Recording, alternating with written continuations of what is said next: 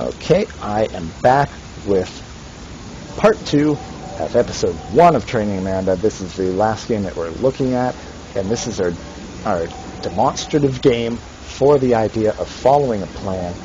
So this is, again, a PvT, and the plan that I have in this game is to cannon expand into a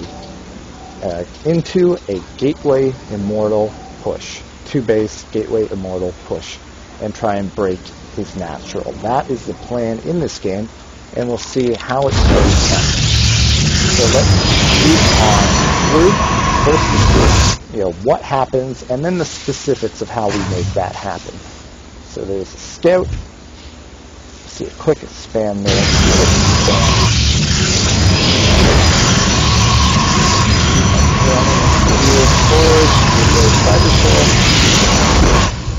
Gap going.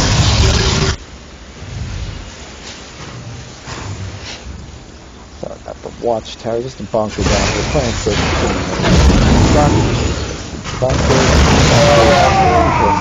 This is a zealot though, that's unfortunate. Bunch of barracks, got a starport, a couple medevacs coming out.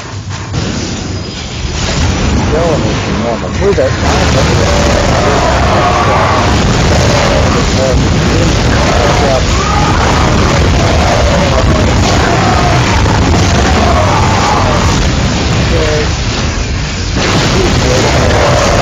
And that's the game. So let's go back through and see what we do to make sure this works out.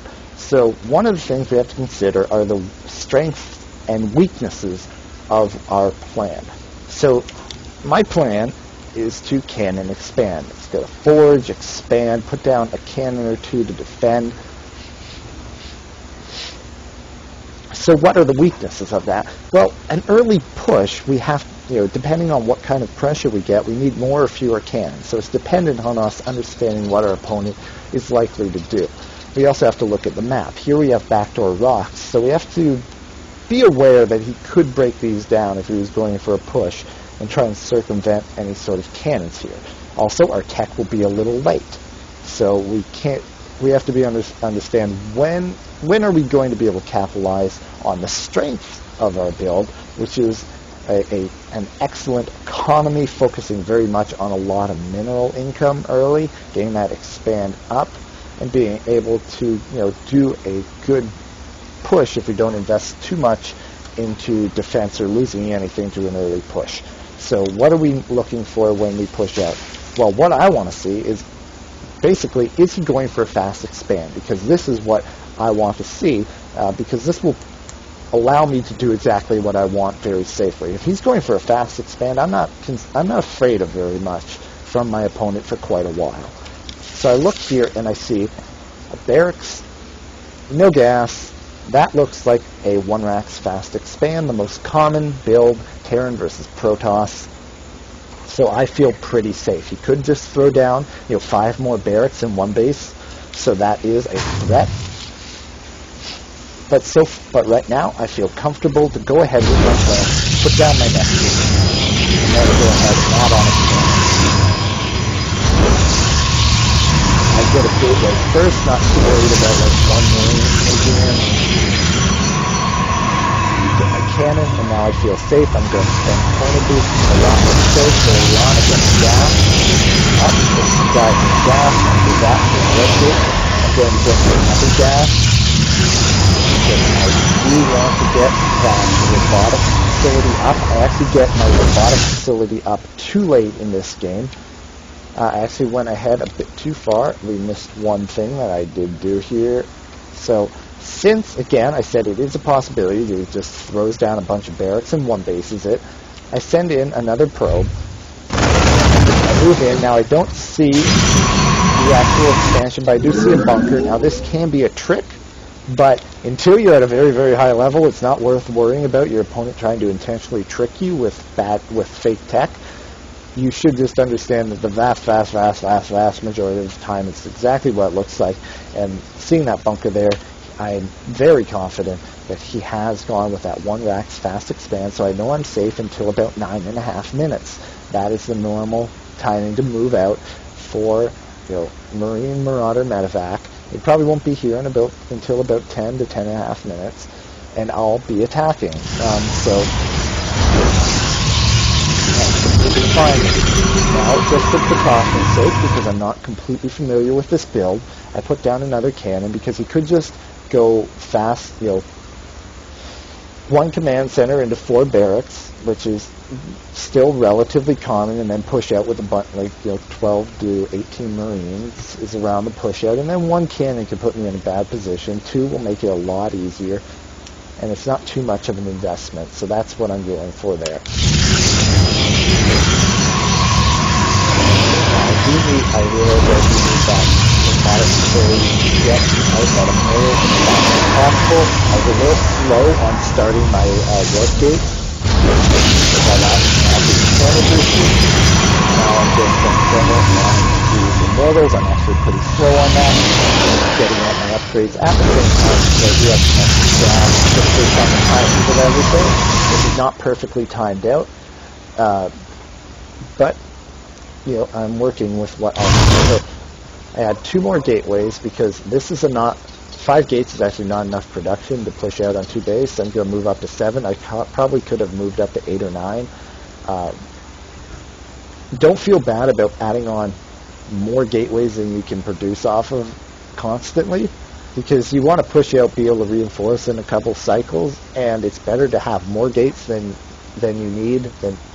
It's better to have too many gateways than too few, because you don't want to be racking up a ton and ton of banked resources if you can't spend them.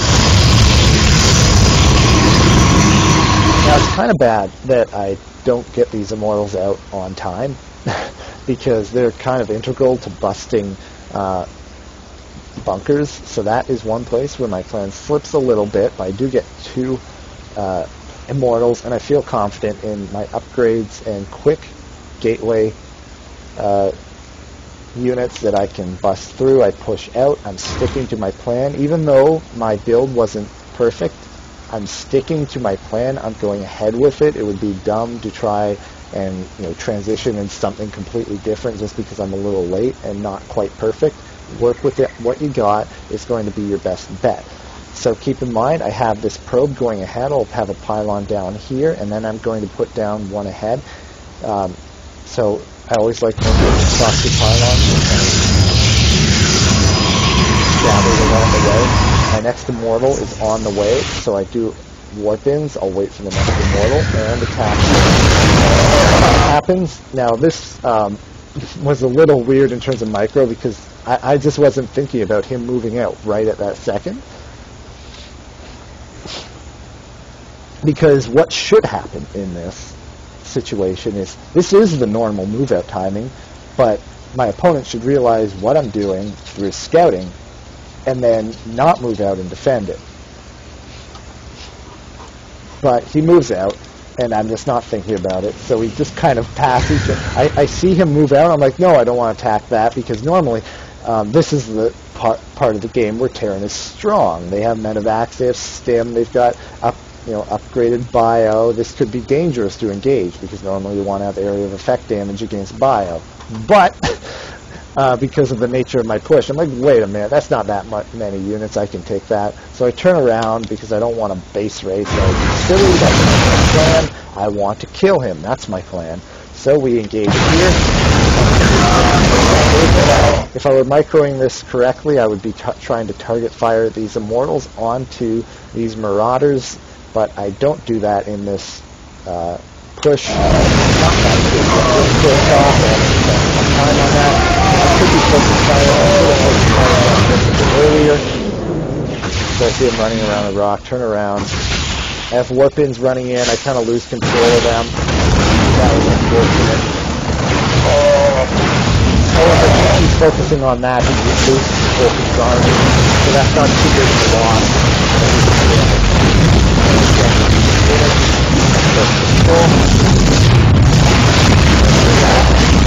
I don't feel confident just yet breaking through that, but I can run around it. And I can do this. Making a bit too much. And I do have a good work in, so that's some of it. So it's just fine. That would be a good It's not like I'm playing amazingly well. I'm just following my plan very specifically, executing it mediocrely, and just staying on course, making sure it works out. I have +1. I actually did start +1 armor, almost done. Have a bunch of zealots moving in. Now in this game, in the previous game, I was saying how +1 armor works better with Zealot Archon. Why did I go with +1 first? Because I'm trying to bust, so I want to kill these bunkers as fast as possible, and that's going to be my attack. So that is the idea there. Push out. Now with all of these zealots, plus an immortal, I actually have another immortal here they'll get briefly, but I'm confident I can take that. Now I'm in the situation. This is the exact situation. Even though it was very roundabout, he pushed out, we had a weird engagement, I lost some units up here after the initial push, I ran around the bunker. It was very